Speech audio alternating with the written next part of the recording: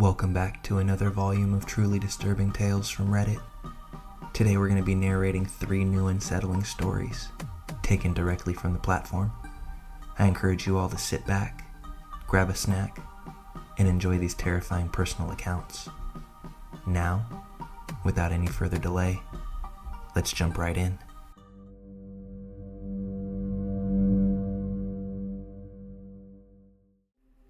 This is going to take a while to explain everything, so stay with me. I promise that it all comes around. My very first car was a dark green 2000 Volkswagen Jetta. It was the most basic of basics when it came to cars. No options whatsoever, except for an automatic transmission. It cost me $300, it was slow, dumpy, no right headlight, drove straight with the steering wheel practically sideways, and it let out a cloud of white smoke whenever it started. Every stereotype of a poor high schooler's car you can think of, my car was no exception. Despite it being a piece of German crap, I loved that car. I drove it every chance I had. I don't think a day went by that I didn't drive it. I named it Thunder Bunny. She was my baby, my beautiful green baby. But Volkswagens from that generation, Jettas especially, had a pretty bad flaw in the automatic transmission. I'm not sure exactly what causes it, but essentially the transmissions gradually get worse and worse until the car won't shift into third gear, and there's not a thing you can do from there. So a couple of weeks after Halloween in 2019, I was going about 30 miles per hour when the engine suddenly roared and the car wouldn't speed up. I feared the worst, and my fears were justified. My dad, a mechanic, didn't even have hope for my baby. She was already gone. And so, much to my dismay, we began looking for a new car. It only took us about a month to find it. A dark green 1999 Volkswagen Jetta. Exactly like my old car, except for just about everything. It was faster, had heated leather seats, automatic windows, a sunroof, everything. All except for an automatic transmission. I knew how to drive manual, so it was perfect for me. I had a new baby, moving up from the crackhead neighbor girl to Scarlett Johansson, at least in my eyes. I loved that car even harder, named it Little Boy, and I was happy. Okay, I'm about to get to the story, but I have a few more quick things to explain. You can skip this if you want. It's important, but not vital to the story. First is for people that might not know, but when you have a manual car, you cannot leave it in gear and take your foot off the clutch.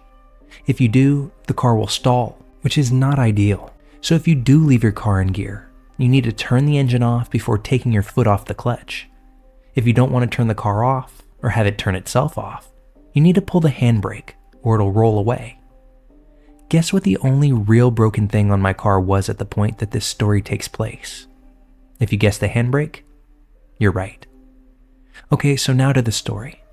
I started working as a pizza delivery driver in a smaller, growing town in Michigan.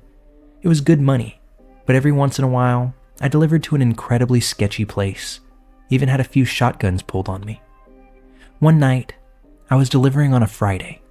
Usually Fridays are very busy, but this day was a little bit slow. So when a delivery came in at 8:30 p.m., half an hour before we closed, I jumped on it. I realized it was 7.1 miles away, so all of the closing jobs would be done by the time I got back, and I'd be able to leave for home immediately after returning to the store. The delivery was way out of town, in a wood-surrounded neighborhood, but again, no work when I got back to the store. Seemed like a good deal to me, and I'm all about those sort of deals in life. So I climbed into my car, went to drive the 7.1 miles away. As I pulled up to the house, I began to get a bad feeling. The house was in a small trailer park type neighborhood next to a lake, the kind that the houses are all a good distance apart, and the occupants all likely had a drug problem. The house itself was completely dark. No lights inside, none outside. There was a single car in the driveway and an open window on the side of the house. I pulled in behind the car in the driveway and sat there for a moment. I had this clawing feeling that something was off.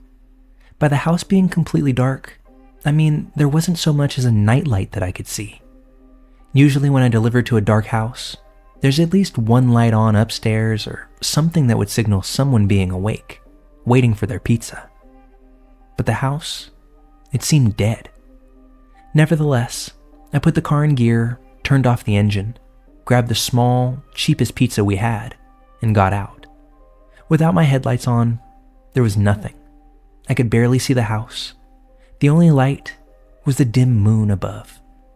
I walked onto the porch, past the big open window to the front door. As I reached the front door, that's when I saw it. The door was slightly cracked open, just enough for me to see into the void of the house. Thinking of every single horror movie I'd ever seen, I said aloud, "F that," and hurried back to my car. Now, I'm a tall, well-built looking guy, but despite my wide shoulders and baggy hoodie, I'm a frail thing and can hardly fight off a small dog. I got into my car and turned on the engine. My headlights illuminated the house, and almost simultaneously, the living room light behind the big open window lit up, and a single man looked out and walked to the front door. I cussed at myself and weighed my options. If I went up to the door, I could die. If I noped out of there, I would be 110% fired. That meant no new car part, no gas money, no cute dates with my girl, just sitting at home doing virtual schoolwork. It was a stupid choice, I know, but I grabbed the pizza and opened my door, making a choice that I'm damn glad that I made. I took the car out of gear and climbed out, mostly so my engine would still be running so that if I needed, I could run back and immediately take off.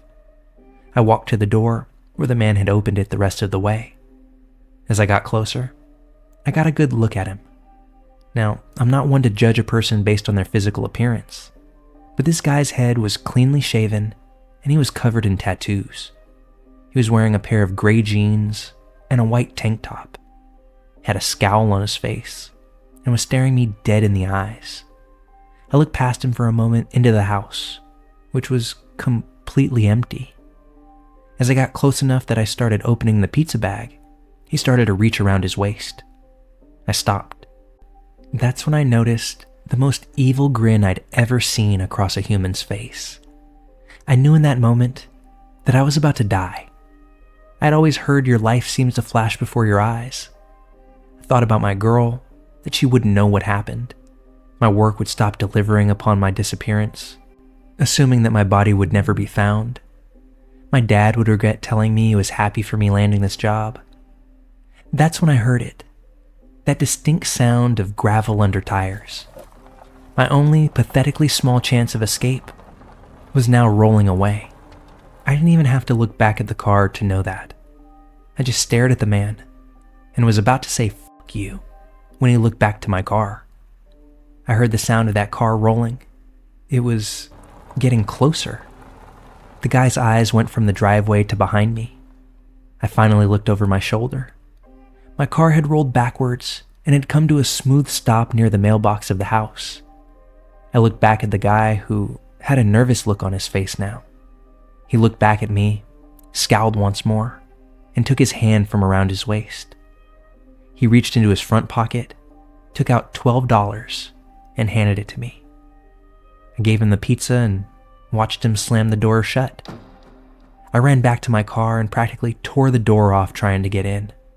I looked back at the house, and that man was standing in front of the window, staring right out at me. You better believe I nearly spun the tires on my way out of there. I kept glancing at my mirrors until I started driving under streetlights. It was easily the scariest moment I'd ever had. I couldn't put this together until later, but I do think that this guy had malicious intent in mind. The way he looked at me, the body language, and that god-awful sneer. I think I was faced with real danger that night, until my car started rolling away. The best that I can figure is that this creep thought that I may have had someone else in the car with me, and that whatever horrible thing he was going to do, he would have to do it twice. And maybe he just wasn't prepared to do so. As soon as I got back to the store, I told my boss about it, and she called the police. We never did hear anything about it. I assumed they went to the house and only found a small cheese pizza. I started carrying a knife on me at all times, and my boss is considering getting trackers for our pizza bags. Only recently, I realized this is a sort of butterfly effect. I thought it was the worst thing ever that my transmission went out, and I cursed Volkswagen for designing such a terrible automatic transmission. But if that transmission was still working, then I would have still had that car when this happened. I would have put the car in park, and it would have sat there, while whatever would have happened to me happened. I have absolutely zero doubts in my mind that that man was planning on murdering me. So, shitty German engineering saved me from getting murdered that night.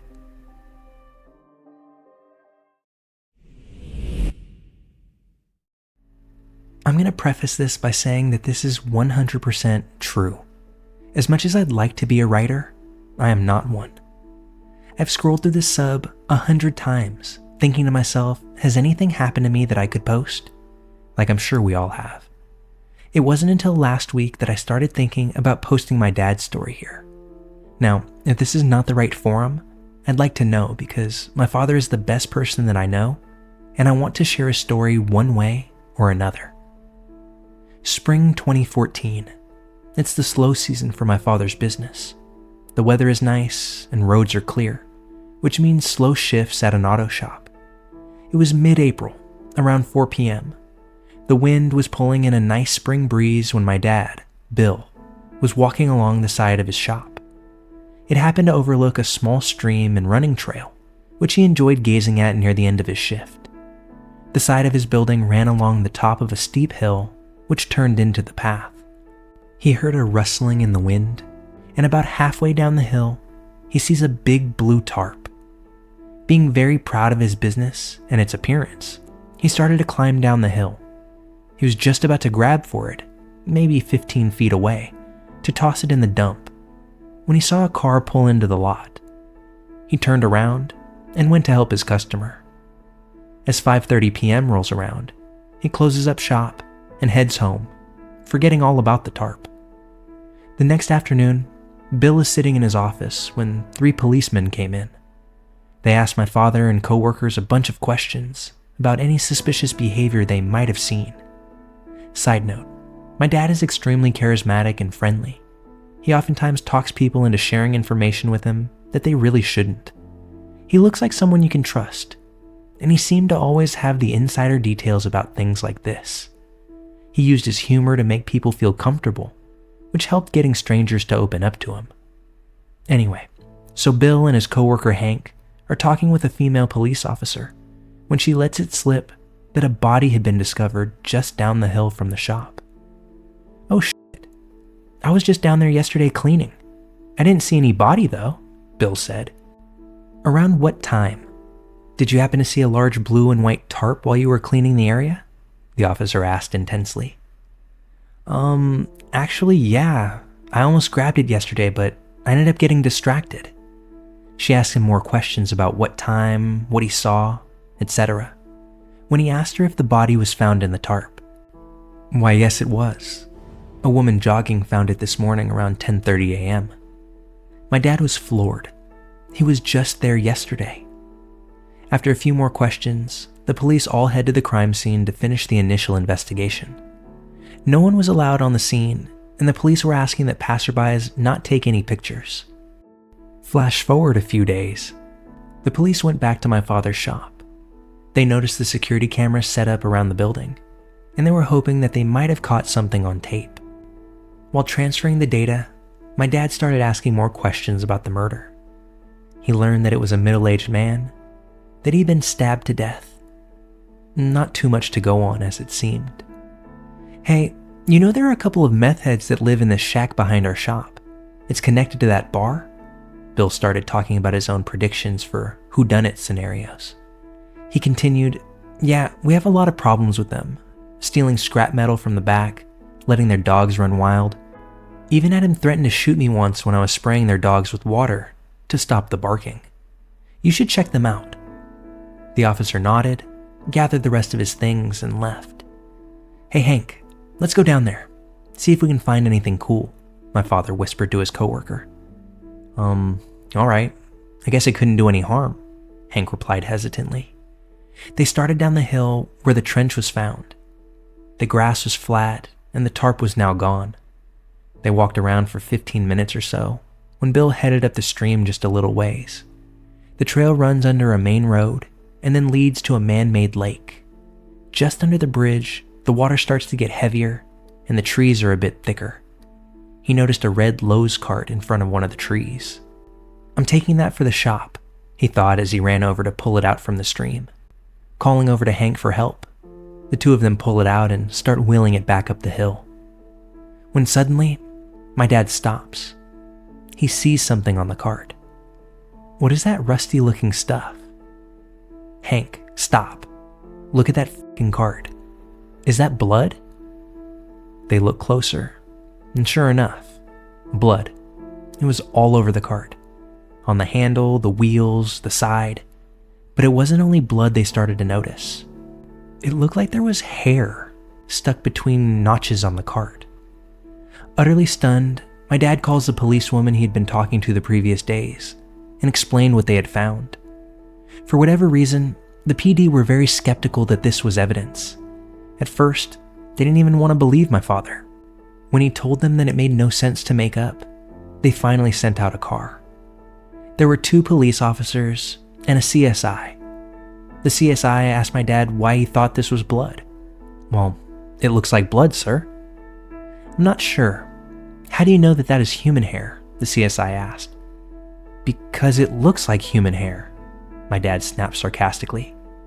Why did the tech seem so hesitant? They used a chemical test, and sure enough, it tested positive for blood.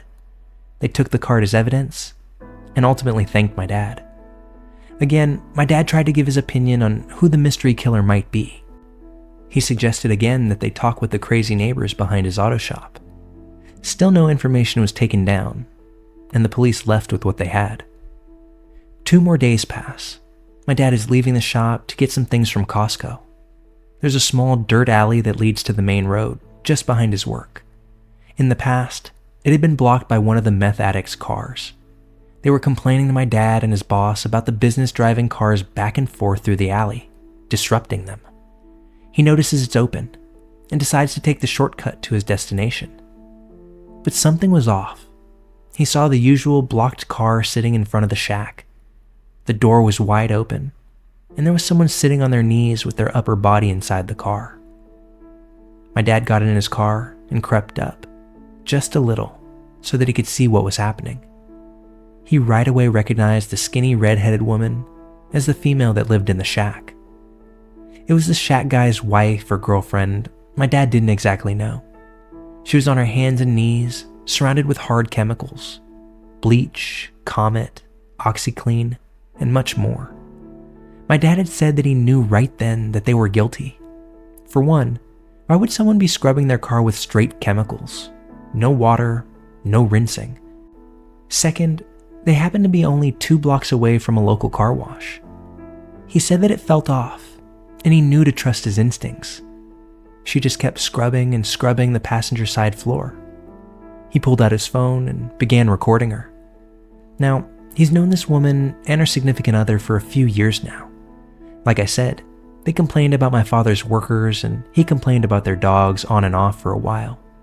It was all harmless bickering.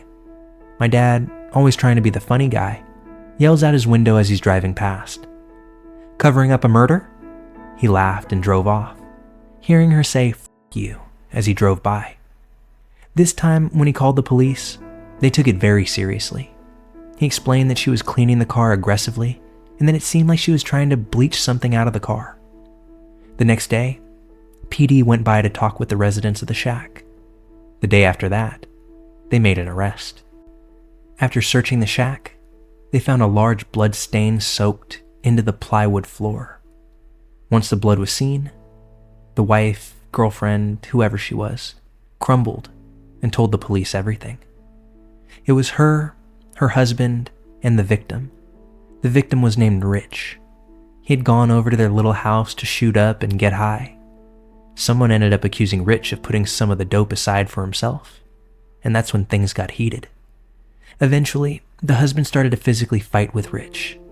Then he stabbed him. Rich bled out on the floor and died right there in the shack. The junkies didn't know what to do, so they stole the Lowe's cart to move him around, loaded him into the car, and wrapped him in the tarp before pushing his body down the hill. They ditched the cart, thinking the river would wash it down far enough that it wouldn't be found. My dad and Hank sat in their car while they watched the police arrest Don, the suspected murderer. The following days and weeks, we see this story on the news, highlighting the murder, Don's arrest, his trial, and ultimately, his sentencing. To this day, my dad is still very proud of being the linchpin to solving this case. He's joked more than once about wanting to start up his own PI business because he solved this case all on his own. Great job, Dad. I'm proud of you too.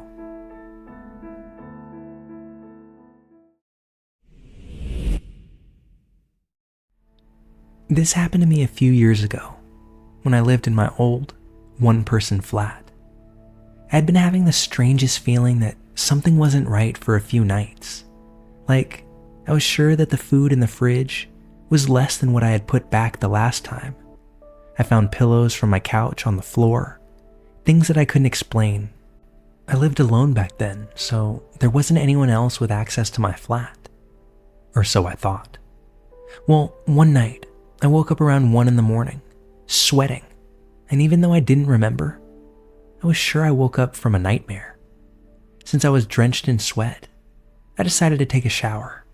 So I put my phone up in the bathroom for music, turned on the water, and proceeded to enjoy my shower. After a few eventless minutes, I heard the bathroom door move. I never close it, but it never moved in the past. I took a look at the shower curtain and saw the faintest shadow against it. A subtle look at my phone confirmed that someone was there, since I could clearly see a reflection in the screen that showed someone standing right next to the shower curtain. It took me a lot not to scream, and to act as if I didn't notice a thing, while silently taking the shower head off the holding and turning the water all the way to hot. I'm still kind of impressed at that quick thinking. Our water got really hot when you cranked it all the way up, and a few seconds later, steam was rising and the water hurt my feet flowing towards the drain. I turned around, ripped the shower curtain open, and held the shower head right at the person behind it. It was a woman. She screamed in pain, and I whacked her in the face with the shower head and jumped out of the shower, running to the door in one fell swoop. As I made it to the door, I removed the key from the lock, which locked the door and closed it behind me. A little while later, after this woman had regained her composure, she began to bang on the door, but the door didn't give. Thank God for German quality work. I phoned the police and went to the kitchen to get my big kitchen knife, just for safety. I felt like my throat was closing up when I looked at the kitchen block and saw that knife was missing, realizing only then that there was only one possible place that it could be, with that woman. The police came and arrested the woman without incident. Turns out, she had been a former resident living in the flat, and she had been evicted after not paying rent. Seems that she had made a copy of the key and came into the flat when I was at work and sometimes while I slept at night. It's possible that what woke me up in the first place was her. And honestly, I don't even want to think about it. Ever since then, I always insist that the locks are changed when I move into a new place. It seems like a foregone conclusion that this should be done anyway, but you'd be surprised as to just how often that practice is ignored.